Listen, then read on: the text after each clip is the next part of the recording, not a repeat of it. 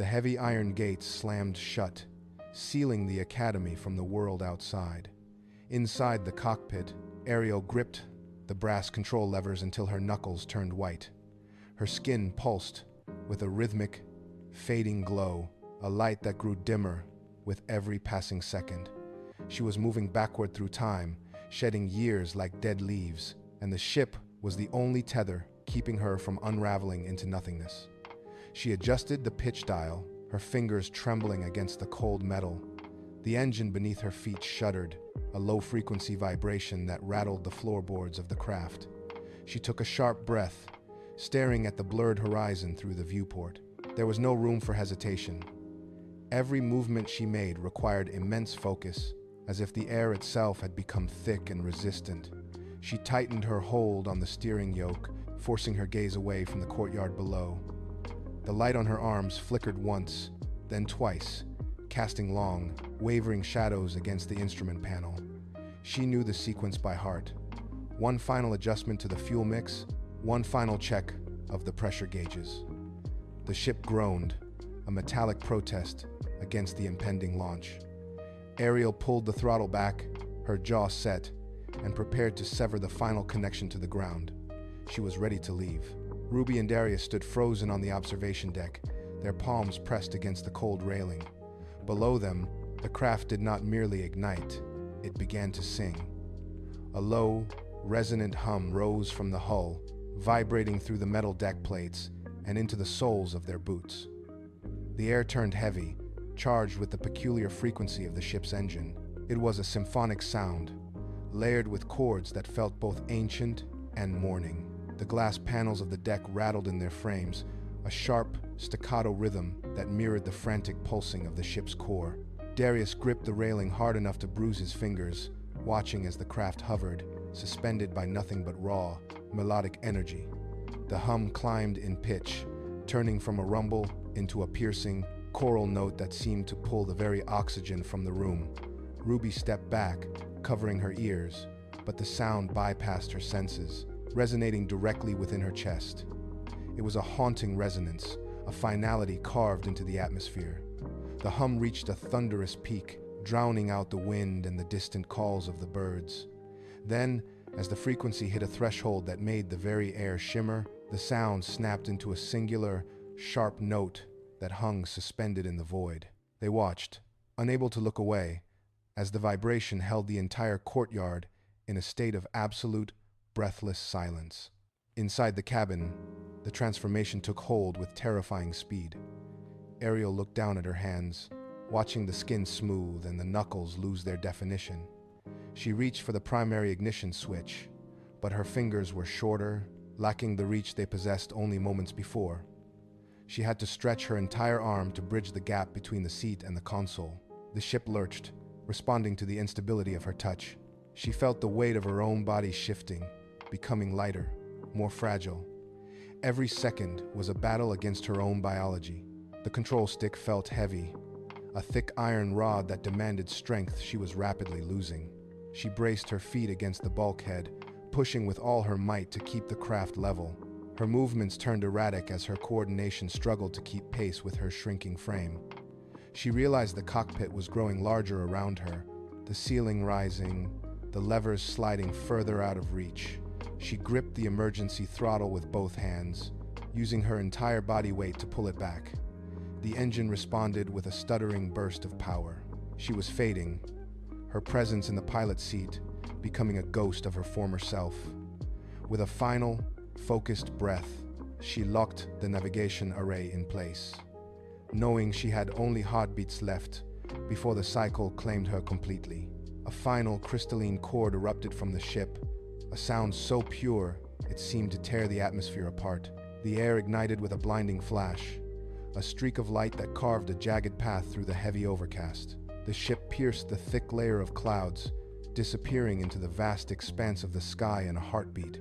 It left behind a trailing wake of heat that caused the clouds to swirl and dissipate. Ruby and Darius stood motionless, their eyes fixed on the point where the light had vanished. High above, the sky closed shut, leaving no trace of the craft or the engine's song. A profound, hollow silence descended upon the academy grounds. It was not a peaceful quiet, but a heavy, pressing void that filled the corridors and the courtyard. Dust motes drifted in the stagnant air, illuminated by the fading afternoon sun.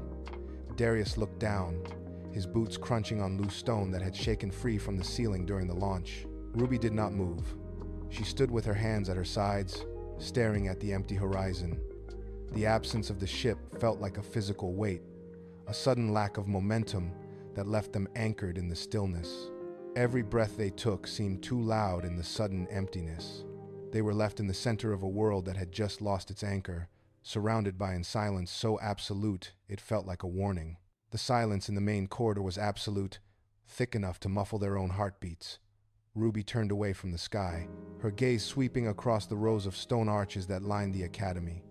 The architecture seemed to press inward, the weight of the moment settling into the cracks of the floor.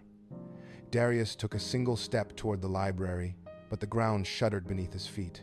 He froze, hand instinctively reaching out to steady himself against the wall. Then, the sound began. It was a low, guttural grind of stone sliding against stone, echoing from deep within the foundation. It started as a vibration in the marrow of their bones before it became an audible roar. Ruby stepped back, her eyes wide, as a massive section of the wall began to retract. It did not swing open like a door. It sank into the floor and pulled into the ceiling with rhythmic, mechanical precision. Dust billowed out from the newly created gap, smelling of stale air and ancient metal. The morning that had gripped them only seconds before evaporated, replaced by the sharp prickle of alarm. The wall had not just opened, it had been waiting. Beyond the threshold, the darkness was absolute, pulling the light from the torches in the hallway until the flames flickered and died. They stood at the edge of the unknown, the mystery of the academy finally surfacing to confront them. The wall settled into its recess with a final, heavy thud, leaving a gaping void in the corridor. Ruby and Darius stared into the darkness, but the space was not empty. As the dust cleared, the interior began to glow with a sickly, rhythmic pulse. Rows of tall, silver-framed mirrors stretched back into the depths, creating an endless, fractured perspective of the hallway. The glass did not reflect the room. It shimmered with an internal, liquid light that seemed to churn like a storm. A sudden, sharp drop in temperature hit the corridor, turning their exhaled breath into pale wisps of fog. Darius took a step forward, his feet echoing against the cold stone floor, and the mirrors responded. The silver surfaces rippled, casting long, distorted shadows that danced across the ceiling. Every inch of the labyrinth hummed with a low-frequency vibration that rattled the teeth. It was a secret architecture, hidden behind the mundane walls of the academy, designed to watch and to wait.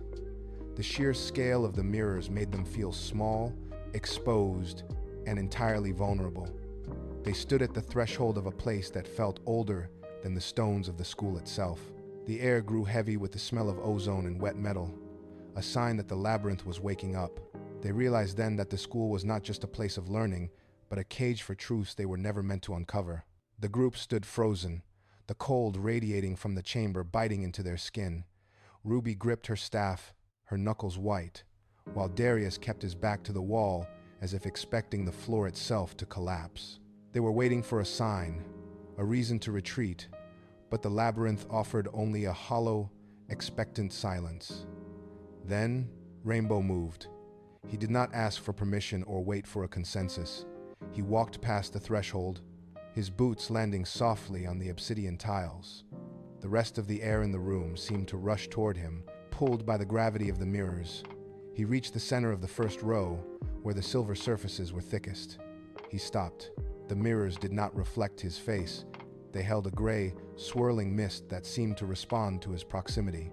He raised his hand, fingers splayed, and held them inches from the freezing silver surface. The glass began to vibrate, a high-pitched whine that set the teeth on edge. It was not a reflection anymore, but an invitation. Rainbow did not flinch, his posture rigid and focused. As his fingertips drew closer to the glass, the pulse of the light quickened, spreading from his touch point outward across the entire wall of mirrors. The chamber began to wake, and the quiet was shattered by a sudden, rhythmic thrumming that filled the entire space. The silver mist vanished, replaced by a violent, strobe-like flicker of images. The mirrors did not show the room. They projected futures that had not yet occurred. Ruby stumbled back, her hand flying to her mouth as she saw a vision of the academy in ruins, the familiar courtyard buried under shifting ash. Beside her, Darius froze. The glass depicted a scene of total discord, the stone walls of the school crumbling under an unseen pressure. The images moved too fast to track, a chaotic montage of fire, shadows, and fractured loyalties. Each reflection held a different version of their collective defeat. The air in the chamber grew thin, making it difficult to draw a full breath. Every time they tried to look away, the mirrors shifted, pulling their focus back to the spectacle of their own destruction. It was not just a visual display, it was a physical weight pressing against their chests. The hum of the labyrinth rose to a roar, drowning out their attempts to speak. They stood trapped in a gallery of failure, watching their potential for collapse play out in agonizing detail. The confidence they held moments ago disintegrated, replaced by a cold, sharp realization. The labyrinth knew exactly where they were weak. Fear took root, not as a thought, but as a tremor in their hands and a sudden, hollow ache in their bones. The roar of the labyrinth subsided, leaving only a low-frequency vibration that rattled the floorboards. One mirror remained steady, its surface clearing like oil on water. Darius stepped forward, his boots dragging against the stone. He did not want to look, but his gaze was locked onto the silver frame. Inside, he saw himself. The figure in the glass stood before the council, but his posture was jagged, his movements sharp and aggressive. He watched his own hand reach out to dismantle the foundation of the academy, his face twisted into a mask of cold, unrecognizable intent. Darius recoiled, his back hitting the opposite wall with a heavy thud. He blinked, expecting the image to shift, but the version of him in the mirror only sneered, turning his back on the council as the stone halls began to fracture. The shock hit him like a physical blow. His breath hitched, and he gripped his own arms until his skin went pale. He felt the phantom weight of a weapon he had not yet drawn, the phantom betrayal he had not yet committed. His hands began to shake uncontrollably. He turned away, his chest heaving, but the image remained seared into his vision, a silent, silver accusation that demanded he reconcile the man he was with, the traitor he had just witnessed.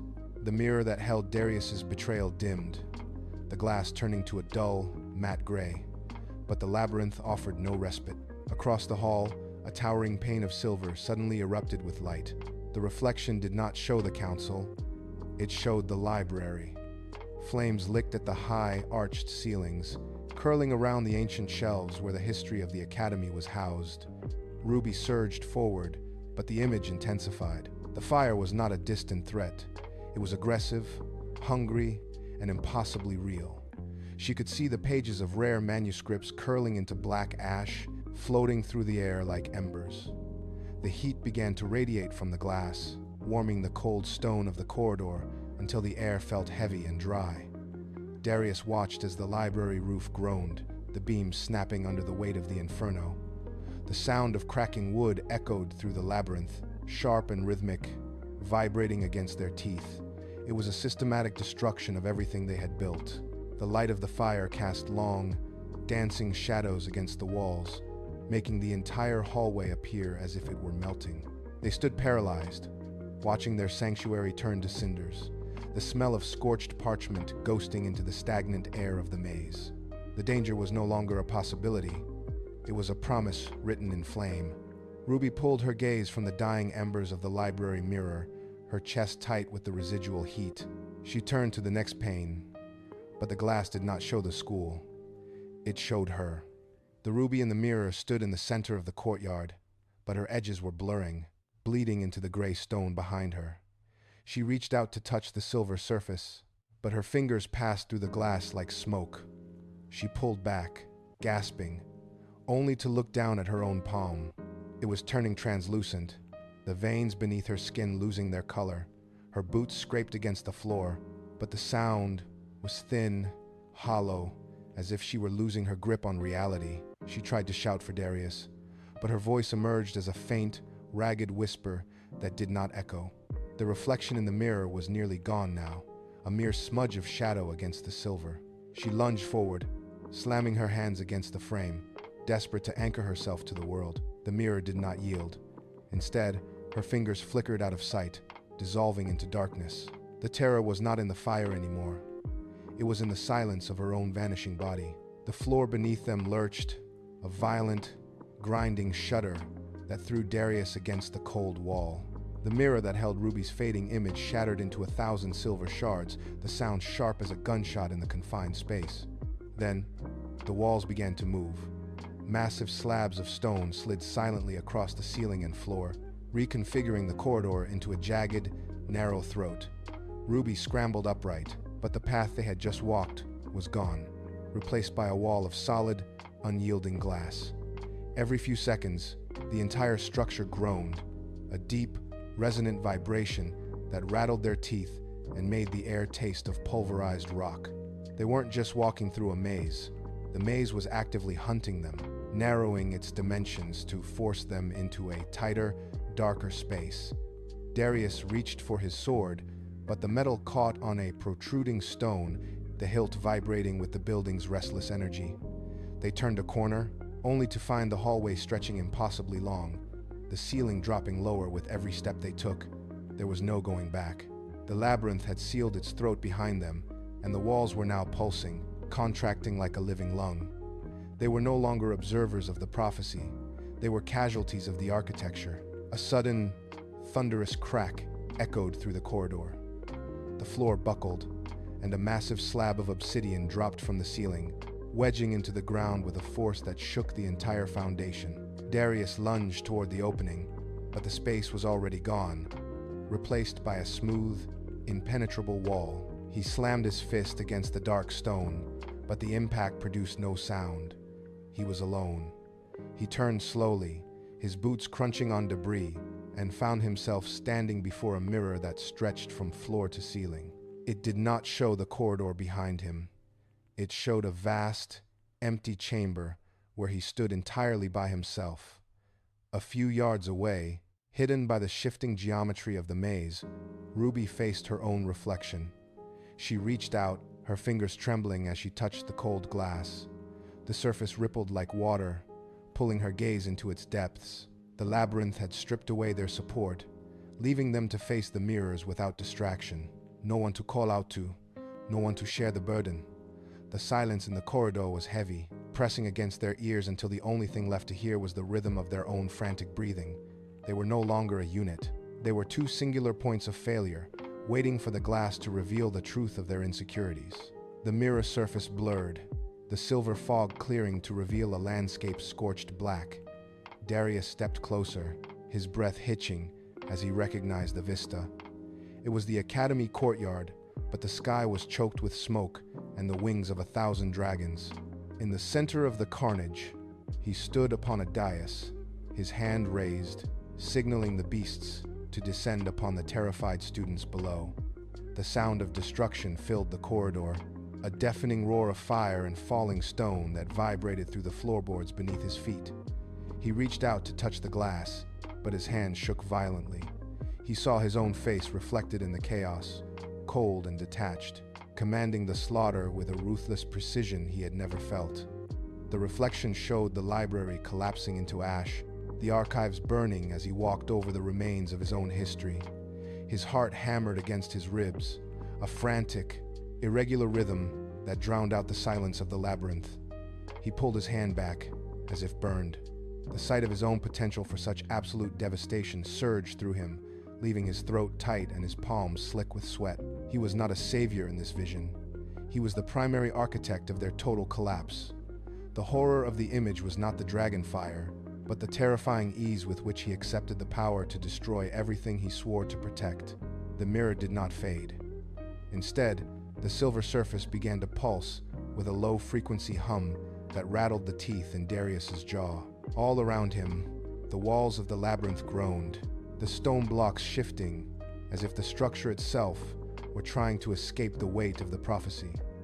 A discordant sound, like 1,000 glass chimes shattering at once, erupted from the frames. The air grew heavy, thick with the smell of ozone and damp earth. Every mirror in the corridor began to glow with a sharp, violet light, projecting images of failure that flickered faster than the eye could follow. Darius pressed his palms against his ears, but the vibration traveled through the floor and into his bones. The labyrinth was no longer observing, it was demanding. A voice, hollow and devoid of warmth, echoed from the very cracks in the ceiling, insisting on a resolution. He could see his own reflection fracturing into jagged shards, each piece showing a different, darker outcome for the Academy.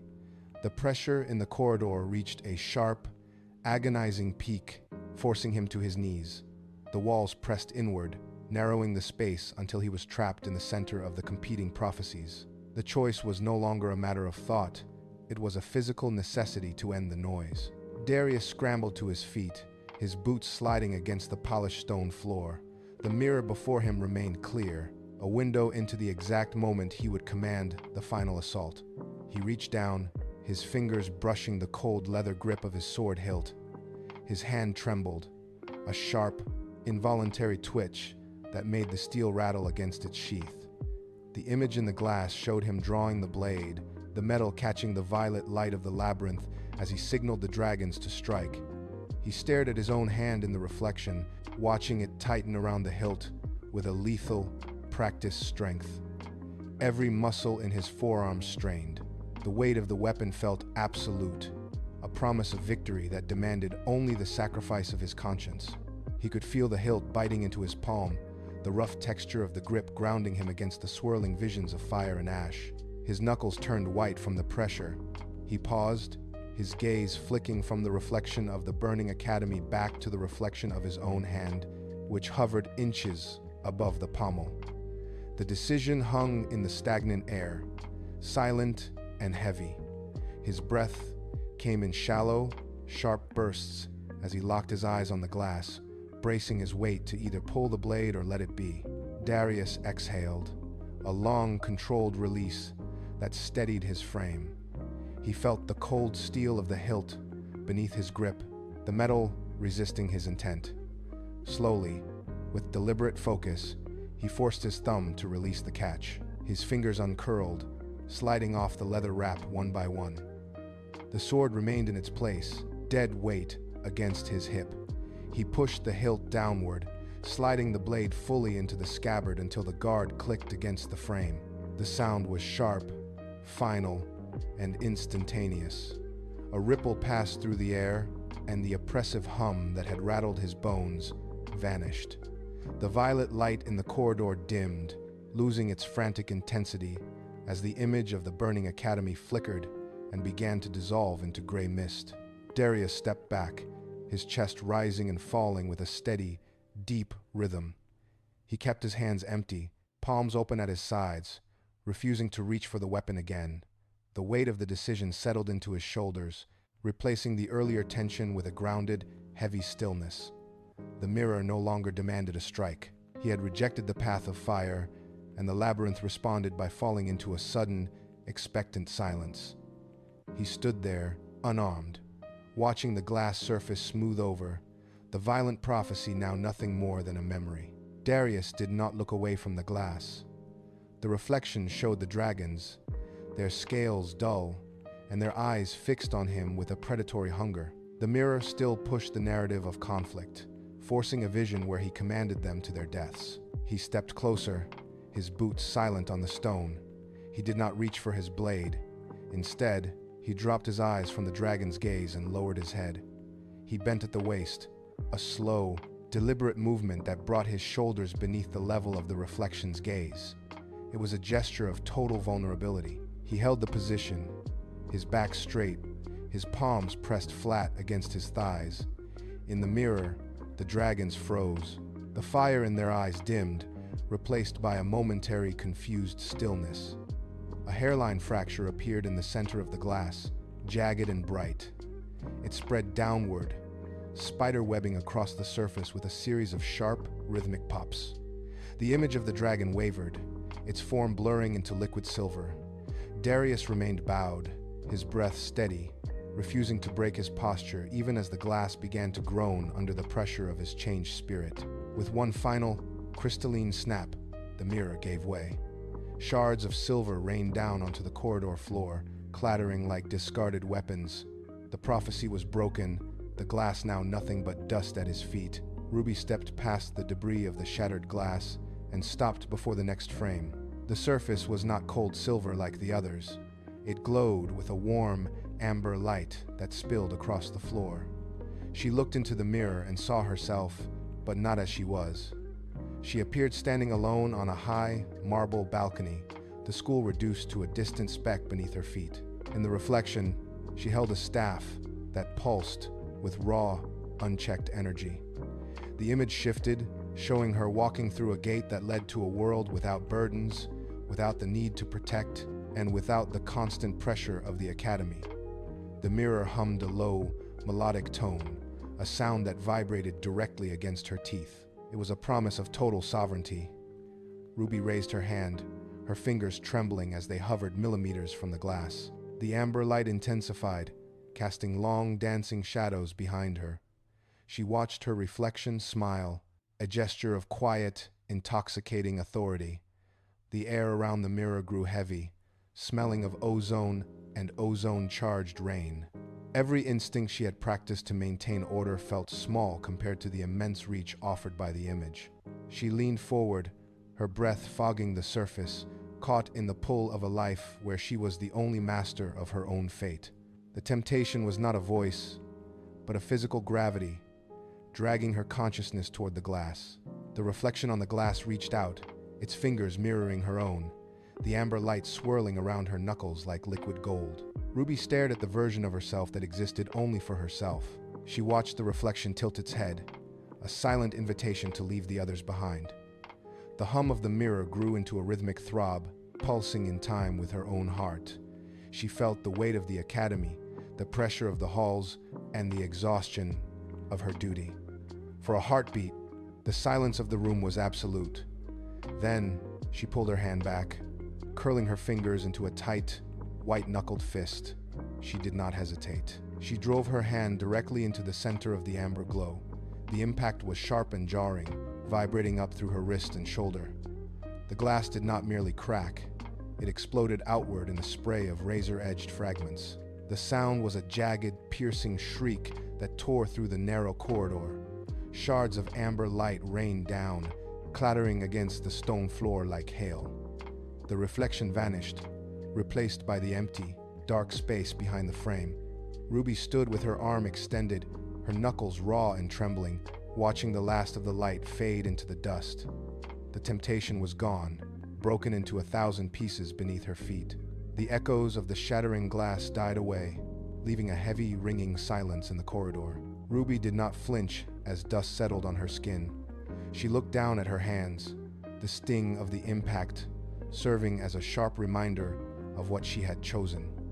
To hold the school together was to accept a weight that never lessened, a burden that demanded her constant vigilance. She turned away from the jagged remains of the mirror, her movements slow and deliberate. Darius stood a few paces back, his hand resting on the hilt of his weapon, his gaze fixed on her with a new, quiet intensity. He had seen the glass break. He had seen her refuse the power that would have left them all behind. Ruby walked toward him, her stride steady, the air around her seemingly clearing of the labyrinth's oppressive fog. She did not speak, but her posture communicated a singular, unwavering resolve. Darius lowered his guard, his shoulders relaxing as he exhaled. Behind them, the stone walls of the maze groaned, shifting and realigning as if forced to yield to their shared purpose. The path ahead opened up, no longer a trap, but a route forward. Ruby gestured toward the darkness, and without a word, they moved as one, leaving the remnants of their insecurities scattered on the floor. The corridor narrowed until the walls were made of polished, seamless glass. Ruby stopped, her reflection caught in the surface, but it was not the image of a human woman she saw. She saw the articulated joints of a mannequin, the smooth, synthetic skin, the hollow spaces where a heart would beat. Beside her, Darius stared at his own reflection, seeing a doll with limbs crafted for precision, not flesh. The air in the narrow passage grew cold, vibrating with the static of their realization. For years, they had fought to hide these truths, treating their nature as a defect to be masked. Now, the labyrinth forced the truth into the light. Ruby looked at her hands, testing the movement of her fingers. They were steady, tireless, and capable of a grip no human could maintain. Darius flexed his arms, feeling the internal mechanisms hum with mechanical potential. The limitation they had feared was a fabrication of their own insecurity. They were not broken. They were built for a purpose that flesh and bone could never fulfill. A low, resonant sound filled the space, vibrating through the floor and into their very frames. They stood taller, their movements synchronized, the artificial nature of their existence clicking into place like gears engaging. The power was not in being human, but in the perfection of their design. The internal static that had defined their existence for years finally dampened. It was not a sudden erasure of the past, but a recalibration. Ruby felt the lingering doubt, the fear of being a mere construct dissolve as she synchronized her movements with the rhythm of the room. Beside her, Darius moved in perfect harmony, his posture losing the rigid tension of a warrior guarding a secret. They were no longer two separate entities navigating a maze. They were a singular force. Memories of past failures, of times they had hidden their nature, flickered through their minds like discarded film reels. They let them pass without clinging. The friction between who they were and who they pretended to be vanished. Each movement now felt intentional, devoid of the hesitation that had held them back since the academy gates closed. Their individual strengths, the leadership that defined Ruby, and the tactical precision of Darius began to bleed together, creating a unified purpose that required no words to communicate. A low hum vibrated from the floorboards, matching the steady beat within their chests. The walls of the labyrinth remained, but they no longer held the power to confuse or divide. They had stopped fighting the truth of their creation, and in that acceptance, the internal scars began to knit together, leaving behind a foundation of iron-willed resolve. The labyrinth sensed the shift. It was no longer a cage, but a relic. The walls began to groan, a low-frequency rumble that shook the silver glass. Ruby and Darius stood motionless as hairline fractures spider-webbed across the mirror surfaces. The images within them, the burning libraries, the betrayals, the shadows began to distort and stretch. One by one, the mirrors emitted a sharp, piercing chime. Ruby did not flinch when the glass beside her head erupted into a spray of silver dust. The air grew thick with the scent of ozone and pulverized sand. Every reflection in the corridor began to pulse in unison with the rhythmic beat of their own hearts. The light intensified, turning the hallway into a blinding tunnel of white. Suddenly, the entire structure surrendered. A thunderous crash echoed as every single mirror shattered at the exact same second. The sound was not chaotic. It was a final, resonant chord that vibrated through their very frames. The walls fell away, not into rubble, but into shimmering particles that evaporated before hitting the ground. The blinding light swallowed the corridor, stripping away the maze and the illusions. When the glare finally subsided, the maze was gone. They stood in the quiet, empty hallway of the academy, the air clear and still. The dust from the shattered mirrors settled on the floor, coating the stone in a thin, gray film. Ruby took the first step, her boots crunching against the glass fragments. She did not look back. Beside her, Darius followed, his movements fluid and unburdened by the weight of his earlier hesitation. They reached the end of the corridor where the heavy oak doors stood slightly ajar, letting in a stream of late afternoon light. As they pushed the doors open, the air changed. The stale, recycled atmosphere of the maze gave way to the cool, crisp breeze of the academy courtyard. They breathed in deeply, the sensation of moving air against their skin, a stark reminder of the reality they had reclaimed. Their posture was different now. The frantic energy of the trial had been replaced by a quiet, grounded authority. They walked into the center of the hall, their footsteps echoing with a steady, synchronized rhythm that signaled their complete alignment. The flickering light from the distant windows caught the dust motes dancing in the air around them. They stood in the center of the space, not as students who had merely survived a challenge, but as individuals who had integrated the fractured pieces of their identity. The silence of the academy was no longer oppressive. It was a canvas for what they would do next. The corridors of the academy were no longer silent. The heavy thud of talons on stone replaced the echo of footsteps. Darius watched as a student stepped aside to let a dragon pass, the creature dipping its massive head in a gesture of acknowledgement. It moved with a grace that belied its size, its tail sweeping rhythmically just inches above the floor. There was no aggression in its posture, only the quiet focus of an inhabitant of the halls. Ruby walked alongside another, her hand resting against the creature's flank as it navigated the narrow turn toward the library.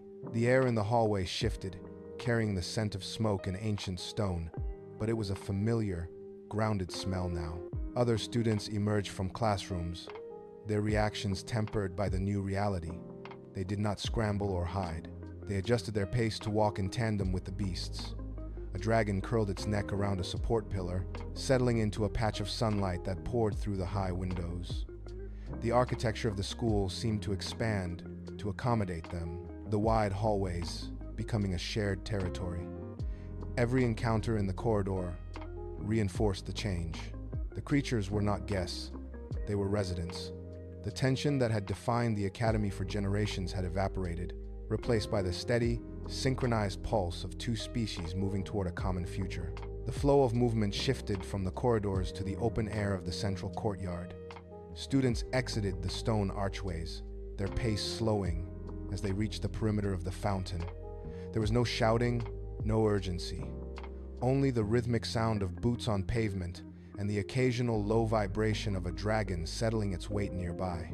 Ruby and Darius reached the center, stopping where the paving stones formed a circle. They looked up. Slowly, the rest of the academy followed their lead. Dozens of students turned their heads toward the western horizon, the exact point where the sky had fractured when the ship departed. The wind pulled at the banners on the parapets, but nobody looked away. They stood in a loose formation, a mass of stillness that filled the courtyard. It was a shared vigil. The distance between the ground and the stars felt immense, yet the focus of every person present was anchored to that single, empty space in the atmosphere. They were not waiting for a return, but acknowledging the departure. The air held a cool, steady pressure. No one spoke. The collective gaze held the horizon, and in that long, unbroken pause, the fragmented groups that had once walked these halls alone finally became a single, unified assembly. The silence was not empty. It was heavy with the weight of their common history. The stillness of the courtyard began to deepen as the sun dipped toward the jagged edge of the academy walls. Darius looked at the faces around him. He saw students who had arrived as children, now standing with the steady posture of those who understood the cost of survival. Time was not a constant here. It was a dwindling resource, slipping through their fingers like dry sand. He caught Ruby's gaze across the fountain. She nodded, a brief movement that signaled a shared, unspoken truth. They were living on borrowed time, and every moment spent in hesitation was a moment lost to the coming dark. The vulnerability they had once felt as individuals had hardened into a collective resolve. Authenticity was no longer a personal choice. It was the foundation of their entire defense. Being themselves was the only weapon that could hold back the encroaching shadows. They felt the weight of their own lives, the brief, brilliant flicker of their youth, and recognized it as the source of their strength. The fear of fading away was replaced by the urgency to act. They were no longer just students. They were the architects of their own endurance. The bond between them tightened, not out of necessity, but out of a sudden, piercing clarity that their time together was the most valuable thing they possessed. They stood ready, anchored by the truth of who they were.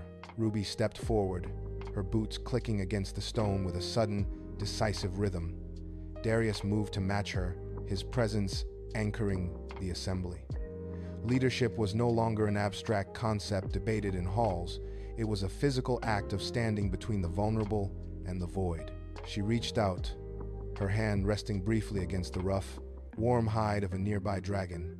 The creature exhaled, a low sound that vibrated through the courtyard floor. This was their new reality, protection through acceptance. They had stopped fighting the parts of themselves that felt different or strange.